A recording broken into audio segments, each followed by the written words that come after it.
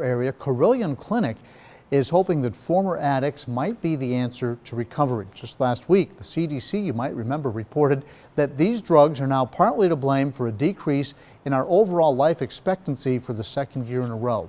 As health officials nationwide work to find a way out of the growing problem, our local health leaders are hoping that those who have walked the road before can lead those struggling down the path to recovery. 10 News anchor Lindsay Ward has more on the recently added training. Hopelessness and shame and fear, all of those are pretty characteristic of substance use and mental health concerns. We know that on Wednesday nights, these volunteers sit around a conference room table at Carilion Clinic as Erin Casey trains them to become peer recovery specialists. Each person has their own story and hopes their past will change someone else's future. We talk about maintaining identity, right, as individual people, as people who have these things, but it doesn't define who we are. Casey says those struggling with substance abuse disorder are oftentimes more open with peers than providers. Individuals might have a lot of hesitancy to be upfront with their providers about the extent of their use, or sometimes they feel ashamed or embarrassed about what they're experiencing because there's a hierarchical relationship between providers and patients. And the peer recovery specialist does a really good job at leveling that out and kind of acting as like an intermediary and be like, you can tell me anything because I've been there myself. Like, there isn't anything that you've done that I haven't. A more honest dialogue is just one goal of this initiative.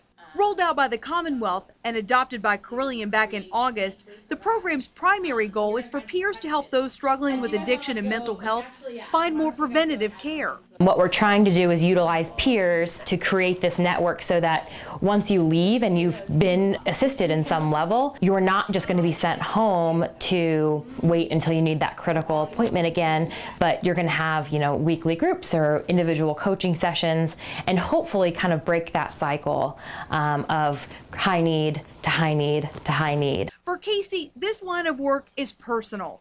After struggling with an eating disorder back in college, she changed her career path to help others. And now this room is full of people using their pain for purpose. One thing that we do know is that individuals in their recovery, when they start giving back to others, their recovery actually reaches new levels, new heights. I've battled with substance use disorder for about 29 years. I got clean when I turned 40. Daryl Jones hopes this peer recovery specialist training will provide hope to those seeking help. I am a living miracle. I'm living proof that recovery is possible. You just have to take the steps to do it.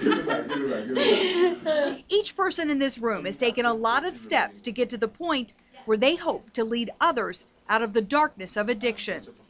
In Roanoke, Lindsay Ward, 10 News, working for you.